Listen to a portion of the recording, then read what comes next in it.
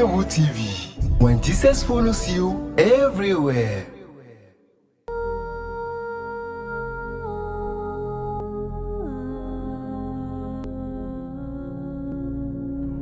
Donc, il y a Jésus Christ comme les télé, le monde popo, mon popo, le Christ TV Foundation.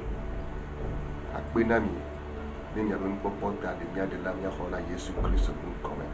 Ndé a me dit maman de Domi, il est un yébe si djé.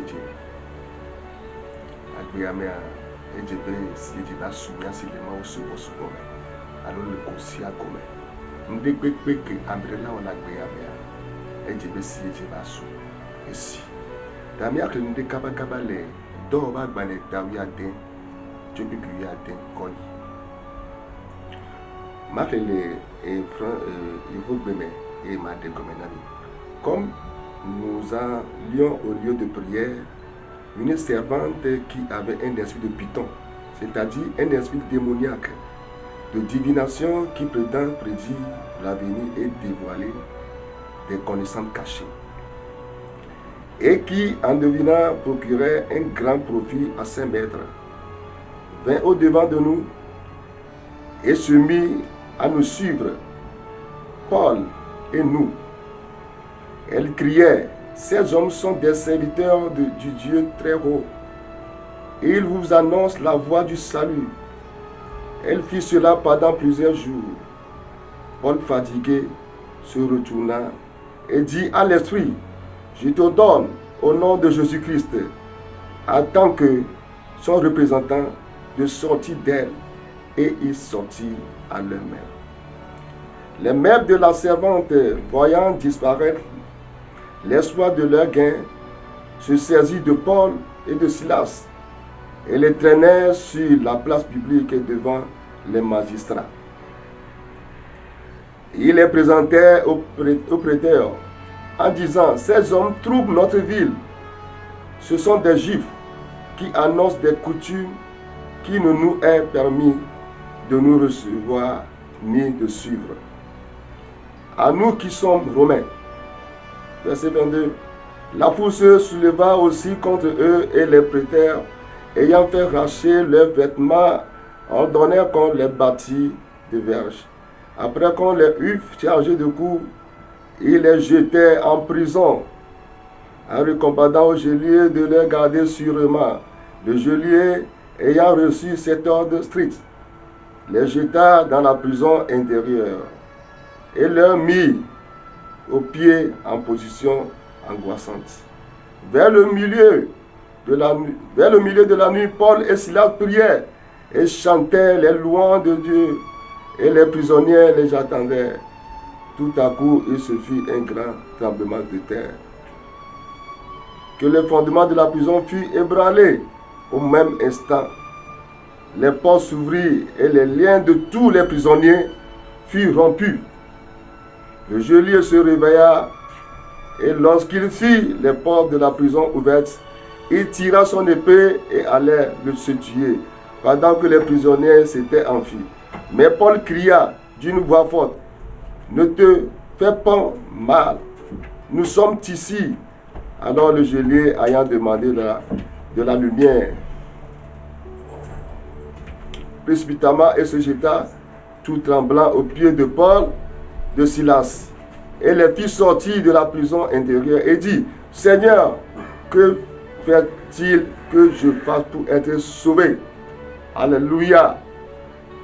Nyemaunya eike machonon deke yale Foundation TV ya benko. Si je ne soumia si le mia be subo me. Ni Paul ba de Silas. O inaro bedorape gake o dogo nyonu are sike gbogbo barare le meke pona e chomena me. Agbeya me a mawu de kala po chomena ovo na zeto le po chomena wa ejebe odola dogbena agbani nebe gbogbo kacha. No po chomena wa gomenye bi nko oya gbem la gbeme no e. Gake egbe dodona sike Paul ba kudo Silas solo ma egbe dodoro eba kpere wanti be nko be gbogbo barane nyɔnu yame eba jesi dɔke oyaba wole anyigbaji alo mɔnu kpɔkpɔ alo enumɔkpɔkpɔ tele yatsa etsɔ dɔwɔna ɖe ba le xixi ame be nukɔ ya de lubɔ ne dukɔ gake amegbetɔ bana ɖe wolea womana be nukɔ mɔnukpɔkpɔ mɔdzikpɔlɔ ya mate ayi dzi o gake mele do gbe ɖa ɖe tele ata mele do gbe ɖa ɖe radio ata be nukɔ eyiwo katã nye gbɔgbɔ bana ɖe sia ɖe ati te abe mɔnukpɔkpɔ tele ya ma yi dzi oa megblẽ wa dome abe ale si ke Paul akudo Silas wɔ ne le Yesu Kristo ƒe ŋkɔ me.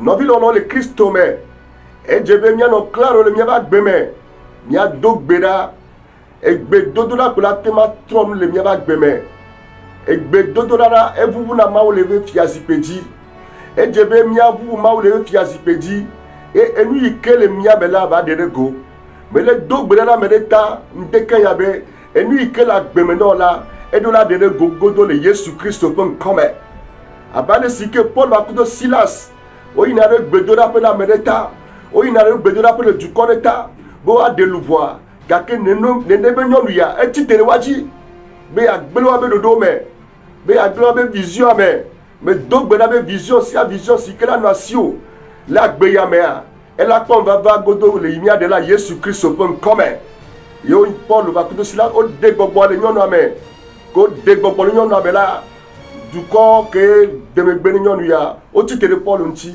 wova dze wova wu wova tso le prison medo gbe ɖa ŋdeke ya be prison sia prison ke me wogblõ da ɖo be ati fuma abe Joseph nenea mele dogo le mía ɖe la Yesu Kristo ƒe ŋkɔ me afi sia afi ke wole fifi la wole prison lea mele do gbe ɖa be dogo le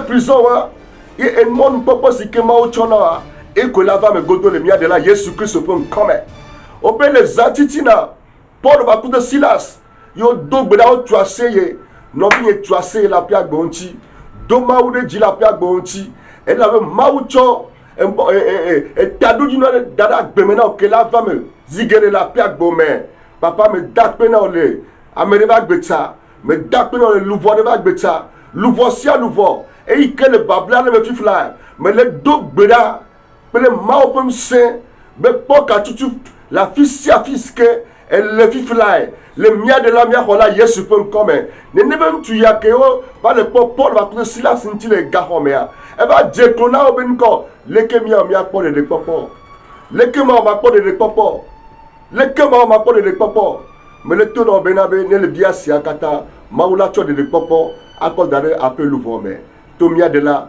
mía xɔ la Yesu Kristo ƒe ŋkɔ me mise míabe subɔla adenye kɔsi Emmanuel tso Église de la Transfiguration Metz Mawu ne yi ɖa mi le agbɔ sɔn me le mía ɖe la mía xɔ la Yesu ƒe ŋkɔ me amen amen.